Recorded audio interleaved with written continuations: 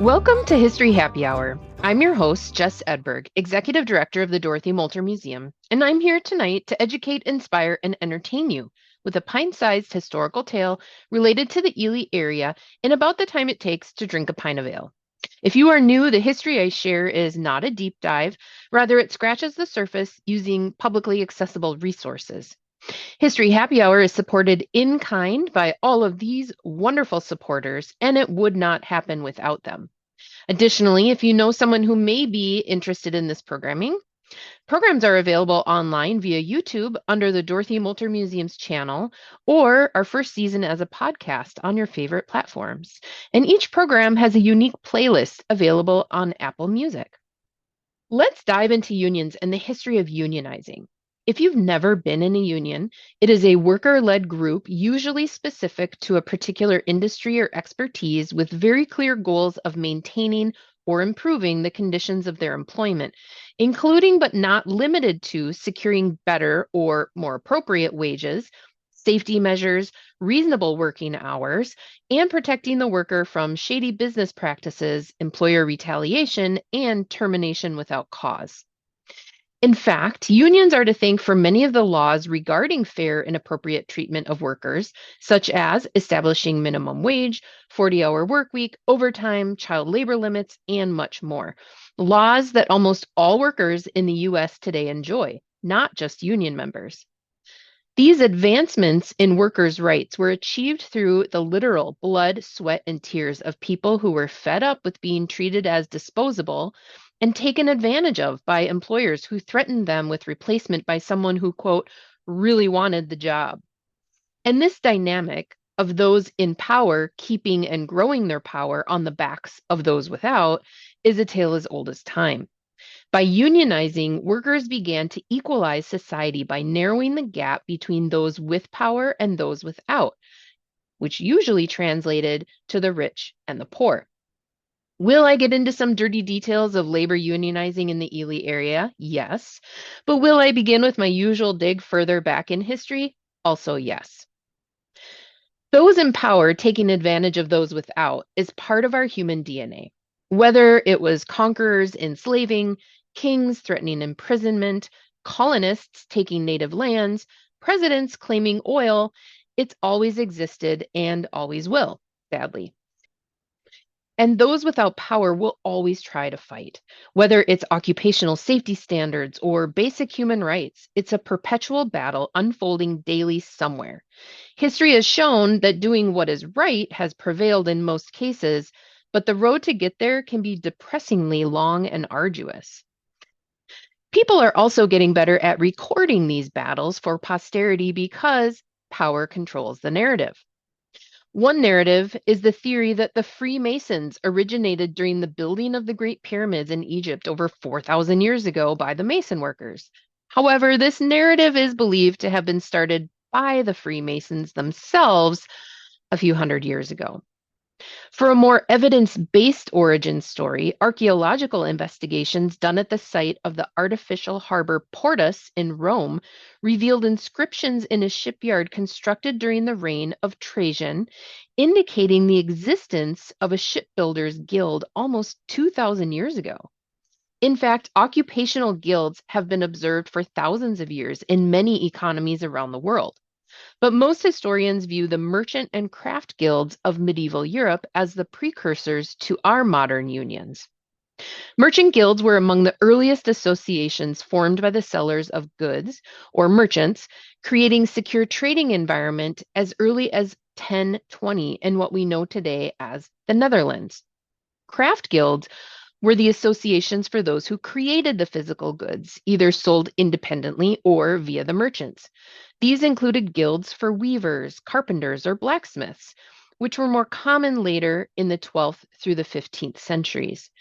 These early guilds were often less about controlling the market than they were in protecting the longevity of the industry and the communities they supported, as it was quite common to have, say, one blacksmith per village. The community needed them, and they needed the community. But being a proficient blacksmith wasn't something you just started doing one day, and finding a replacement didn't happen overnight.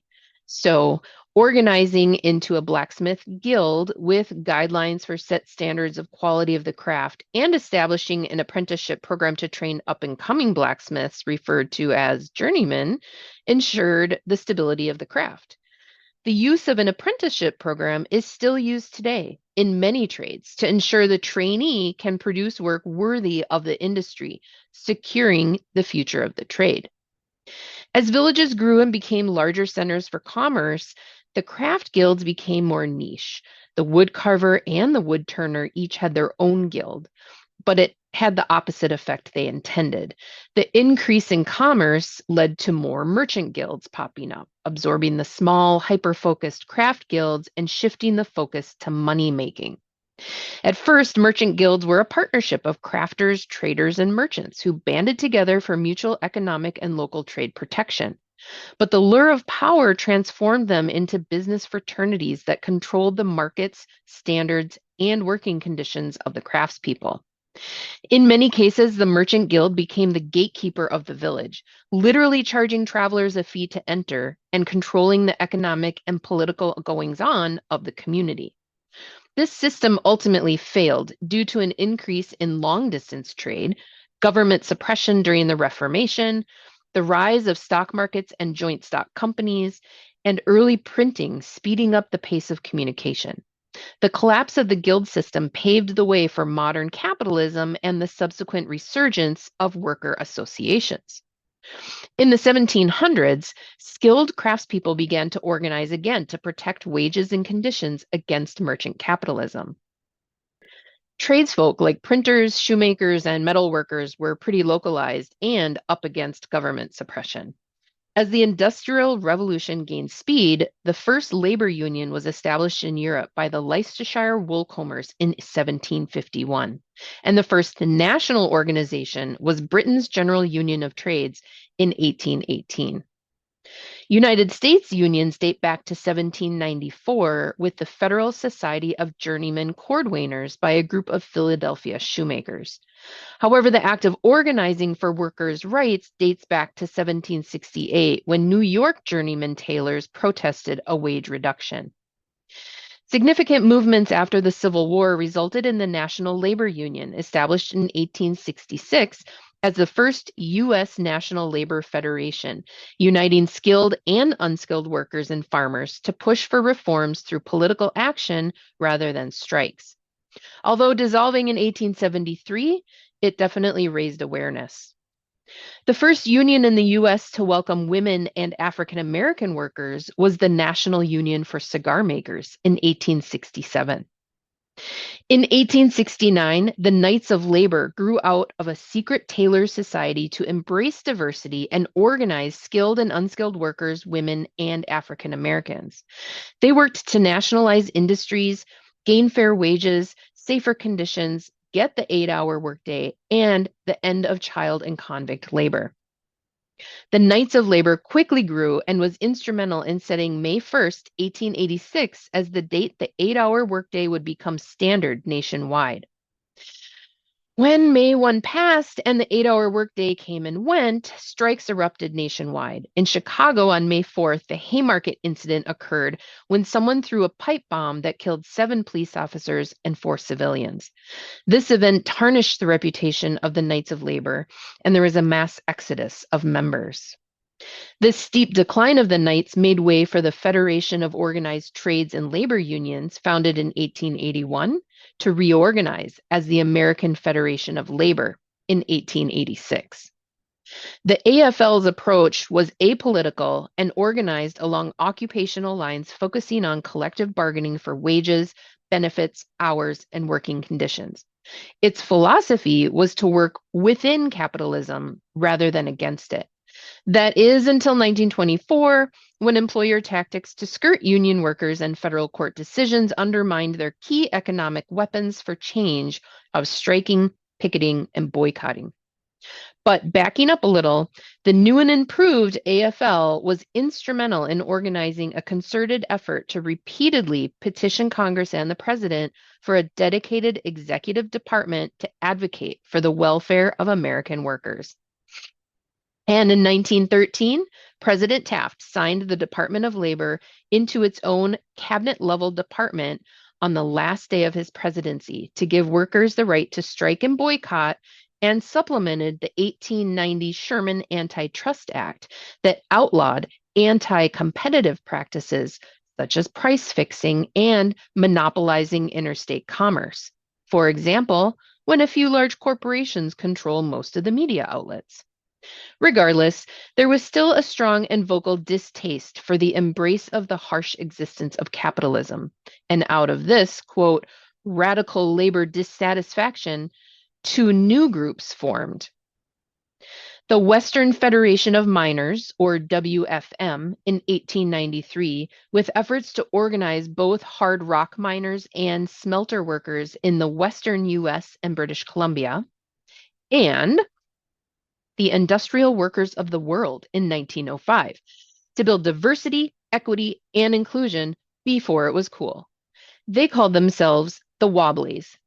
It was and still is considered to be a revolutionary response to create a truly inclusive and powerful labor movement capable of fighting the systemic oppression of capitalism by employing a, quote, diversity of tactics, which is a social movement principle advocating for various strategies, from peaceful to disruptive to destructive. It is considered the most effective strategy of civil disobedience for social change. The first clear articulation of diversity of tactics emerged with the civil rights movement. However, both the WFM and the IWW were known for their radical approach to protest and not opposed to sabotage, often referred to as militant, even by themselves. Even so, the IWW is credited with organizing diverse and often marginalized workers to lead major strikes, including the 1916 Revolt of the Timber Beasts in Virginia, Minnesota. And the Western Federation of Miners is credited with the miners' strike of 1907, which was the first organized widespread strike on the Iron Range. At the request of the newly minted Hibbing Finnish Socialist Federation, the WFM traveled to Minnesota and in short order helped organize 14 chapters. In July, a strike was called when 200 union members were laid off by the Oliver Mining Company. Unfortunately, a rift within the Finnish Socialist Federation grew larger during the partnership with the WFM. Additionally, many of the Finnish miners in the Federation grew to resent the perceived exploitation of immigrant miners when the promised funding during the strike didn't pan out. When the Oliver didn't respond to a list of union demands presented, nearly 16,000 miners across the Mesabi Range went on strike. To continue mining operations, the Oliver brought in strikebreakers directly from Europe and brought in the Pinkertons, who had been hired to break the union during the 1892 Homestead strike in Pennsylvania at Carnegie Steel, one of the most violent labor disputes in the country. By mid-August, production was back up to speed and the strike fizzled, and despite hostilities, it did end relatively peaceful.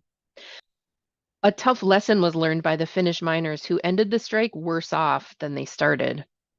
The industrial workers of the world began to look more appealing, especially when striking resulted in both a doubling down by mining executives and workers getting blackballed from employment at all Mesabi and Vermilion ranges. Another attractive characteristic of the IWW is that it represented many industries, and there was safety in numbers. During the first 20-ish years of the 20th century, logging and mining in Minnesota were the backbones of the economy, building the infrastructure of America. Both engaging in dangerous work and working conditions, low pay, long hours, and poor living conditions that were often rife with lice. The miners eventually regrouped, learning from previous missteps and flawed alliances, and joined forces with the industrial workers of the world for a second major attempt at striking in June 1916. The catalyst was Czech immigrant Joe Greene, who inspired a walkout at the St. James Mine in Aurora on June 2nd to protest low wages and payment systems. It escalated pretty quickly. Within 2 weeks, the IWW sent in some of their top organizers and even recruited some of the 1907 strike busters or scabs to join the fight. Unfortunately, although the workers had learned ways to improve their strategy, so did the Oliver Mining Company's management. The kid gloves were off, and this strike was markedly more violent. By the end of June, a dispute between strikers and guards broke out in Virginia, where a picketer, John Alar, a Croatian immigrant, was killed. Alar's death became a rallying cry for the strikers, while the mining company took great pains to control the public's perception, even vilifying the victim. In fact, most people outside of northern Minnesota learned of the strike's violence from newspaper articles reprinted from Range and Duluth corporate influenced media. Further, Minnesota governor at the time, Joseph A. Burnquist, issued a proclamation essentially outlawing public protest and ordering the detainment of those engaged in it, as well as authorizing the summoning of a posse, presumably the Pinkertons again. This empowered the mining company to interpret the message as an official sanction to employ unbridled violence to fulfill company objectives with the main goal of deporting any IWW members. Well, and anyone who is deemed unloyal. On July 3rd, violence in a Bewabic boarding house instigated by mine guards resulted in the deaths of Sheriff's Deputy James Myron and Tommy Ladvilla, who was an innocent bystander. It led to a blanket arrest of all strike leaders involved in the IWW for, quote, inciting murder. The IWW then sent well-known American labor activist Elizabeth Gurley Flynn on the following week to not only boost morale and courage as the most visible face of the strike, but also coordinate grassroots activities for women's involvement, including joining the picket lines and participating in strike parades with hoisted signs bearing the mottos like, "Don't scab against my father." And in one case, when approaching a blockade of armed deputies, several women rushed to the head of the line, hurled insults at the officers, ripped open their blouses, and tempted the men to shoot. Women on the picket line could not be blacklisted like men, and picketing was a way to support husbands and family members. And the women weren't opposed to physical attacks either. According to the Minnesota Historical Society, on the picket line, women used strategies that men did not. Observers most frequently commented on the fact that women not only threw rocks at strikebreakers, but also spit in their faces and tossed pepper or sand into their eyes. One night, two miners' wives laid in wait to pelt scabs for the night shift at the Genoa mine near Eveleth with a barrage of rotten eggs, referred to as, quote, ancient and odoriferous missiles. To show solidarity, miners on the Cuyuna Range and those at the Section 30 mine in Ely went on strike with assistance from the IWW. With all this support, strikers experienced increased violations of civil liberties, intimidation by police and mine guards, the jailing of union leaders, and economic pressure on merchants that helped strikers, making it difficult for the miners to sustain the strike. It ended in mid-September with a few short-term worker reforms, but 3 immigrant miners caught prison sentences and anti-union sentiment persisted for 25 more years. It still remains one of the largest and most violent labor conflicts in Minnesota history. Although logging workers had tried to organize in the mid-1800s, shortly after large-scale logging began in Minnesota, it wasn't until the 1910s when the IWW organized lumberjacks in the Pacific Northwest, inspiring organizing efforts here. The first major strike by logging workers was in 1916 and 17 at the Virginia and Rainy Lake Company. Two leaders with impressive traits at odds with each other precipitated a lumberjack walkout of the largest white pine mill in the world.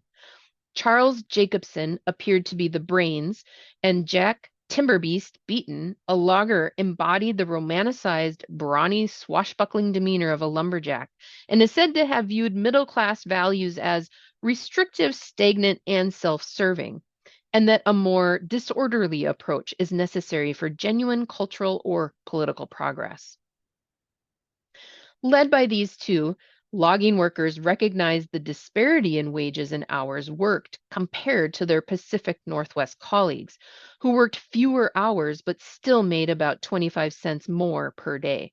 Additionally, they were wide awake to the fact that the city of Virginia labor employees made similar wages but only had an 8-hour workday, 6 days a week, and received health and social benefits. By December of 1916, a list of demands was delivered to the Virginia and Rainy Lake Lumber Company management, demanding a reasonable response by noon on Wednesday, December 27th, or the mill workers would go on strike. Jacobson, the cool head of the duo, tried to buffer the demands with a realistic forecast of the economic implications of an unreasonable reply. But Beaton's hot head resulted in the superintendent of manufacturing telling Timber Beast, and I paraphrase, "I wouldn't piss on the Wobblies if they were on fire, and I can piss a lot." He clearly had strong feelings and saw the organization as both a menace to his production costs and a threat to American society. To no one's surprise, the deadline passed with no response, and the loggers took a play from the 1907 iron miner strike. Shut it all down now. The majority of the mill's 1,200 workers struck and immediately shut down one of the two main sawmills.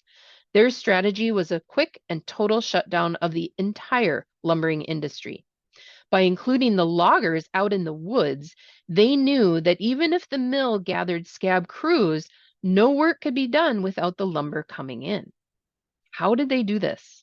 Well, the year before, the new Minneapolis branch of the Agriculture Workers Organization came on the scene and introduced covert organizing operations through job delegates who visited Midwestern migratory laborers, including loggers, and spread the wobbly gospel of labor solidarity and radical unionism. And honestly, when you sleep in a 30 by 80 by 11-foot bunkhouse with 60 to 90 other men in double-decked bunks, 2 men to a bunk on loose straw, the idea of better living conditions wasn't a hard sell. On the day of the strike, Jacobson and Timberbeast Beaton sent a flying squad of 12 men out to the logging camps to spread the word across northern Minnesota, from Bemidji to International Falls to Virginia and Duluth. Thousands of lumberjacks jumped on trains over the next few days. Unsurprisingly, mill officials had also paid attention to history. On New Year's Day, 1917, 53 strikers were accused of being a, quote, rebel gang and were arrested near Cusson, Minnesota. Employing brutality, those arrested were transported for 8 hours in one unheated boxcar, some nearly freezing to death. Another 40 men were arrested a couple weeks later for protesting outside on the sidewalk at the Virginia and Rainy Lake Mill. Logging strikes ended due to intense government pressure, combined with worker exhaustion and lack of funds. It forced many back to work by fall. However, due to World War I needs, the Federal War Department established both the Spruce Production Division and the Loyal Legion of Loggers and Lumbermen to ensure spruce production for the war, forcing companies to accept demands like the 8-hour workday in exchange for using this workforce. Through these major protests and others around the country, organizing support and disrupting industry timelines by striking, as well as lobbying to elected officials from local to federal levels, especially during the Great Depression, unions were instrumental in passing key federal laws. The National Labor Relations Act of 1935, protecting workers' rights to organize, bargain collectively, and strike without employer retaliation. The Fair Labor Standards Act of 1938, establishing the federal minimum wage, overtime pay, a 40-hour work week, and restricted child labor. The Civil Rights Act of 64 and the Voting Rights Act of 65, both of which unions lobbied for and supported. And the Occupational Safety and Health Act, or OSHA, of 1970, creating mandated safe and healthy working conditions, a direct result of union advocacy for workers. Other union-supported victories include unemployment insurance and Social Security, as well as state-level wins like bans on mandatory anti-union meetings and job-protected leave for illness or pregnancy. But as I said earlier, The road to get here has been depressingly long and arduous, even deadly. When the Sedan and Ely mine workers decided to get in the union game, they also had an uphill battle. Sedan and Ely were mining towns, built and governed by mining companies. It was a David and Goliath situation, and anti-union sentiment was strong. Additionally, the Oliver provided lodging and services in this remote area, so miners exchanged such provisions for a certain loss of individual rights and expression within or outside the workplace. Enter the Committee for Industrial Organization in 1935, formed to organize industrial unions for all workers within the American Federation of Labor, till 1937 when the two split. But don't worry, they rekindled their romance in the 1950s as the AFL-CIO. The same year, the first local unions of the CIO in Sedan and Ely formed as charters of the Amalgamated Association of Iron, Steel, and Tin Workers of North America, later known as the Local 1664 United Steelworkers of America in Ely after merging. Based on Local 1664 member accounts, this movement spread across the iron ore communities despite some getting fired and blackballed, and the mining companies forming their own anti-union company unions. This is when the organizing of the early 1900s really came to fruition, and the newly passed National Labor Relations Act of 35 proved it made a difference. The National Labor Relations Board acted to force steel companies to accept the law as a means of keeping the peace, declaring the miners' union valid. Workers were now being supported in their right to organize. In Minnesota, the culture of unions remained strong despite the efforts by companies to prevent them. Although labor unions were the beginning of this effort, unions representing all aspects of work life exist today to counterbalance corporate power by ensuring that everyone has a place at the table, especially women and minorities, as well as fairer pay and conditions, all of which benefits the broader economy, not just union members. Unions saw their highest enrollment in the 1950s, with a third of the workforce unionized. In the 60s and 70s, there's a slow decline, and over time, this decline has resulted in a detrimental effect.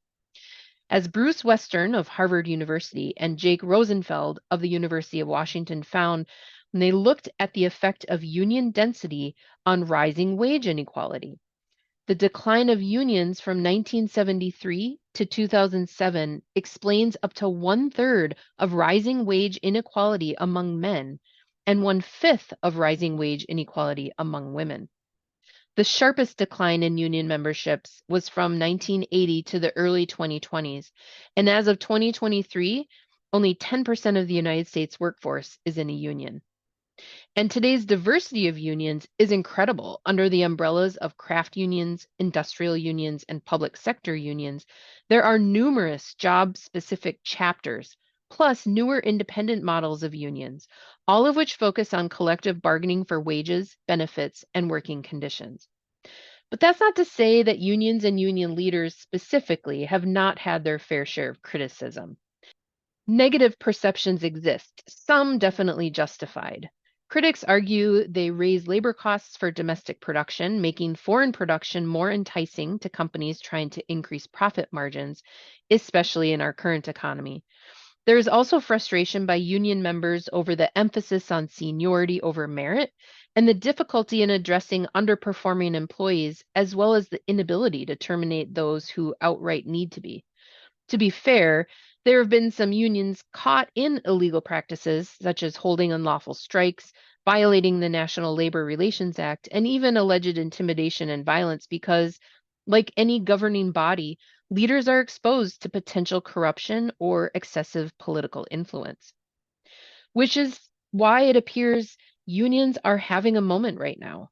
Overall, a 55% majority of Americans say labor unions positively affect the country, with Generation Z being the most pro-union generation alive today. And this moment is relevant to most Americans because unions are one of the few interest groups that represent middle-class economic interests and actively advocate for them at the political level. Whether you would like to learn more or be involved or not, Let your fingers do the walking to Google and find out more about one or more regional unions. There are several current or former union members here tonight. We are all an example of supporting a business that hires union contractors by being here tonight. Employees of Lency Construction of Local 1097 of the Laborers International Union of North America has made this space and the spaces below a wonderful place for us to gather. And local history is our shared history, and your engagement with this topic keeps it alive. I appreciate you being here. Special thanks to the in-kind supporters who make this program a success, with special thanks to Kelsey Cook and Ann Johnson from the Ely Winton Historical Society for sharing imagery and information. Please join us next month on February 11th when we have a special presentation focused on Black history in the Northland.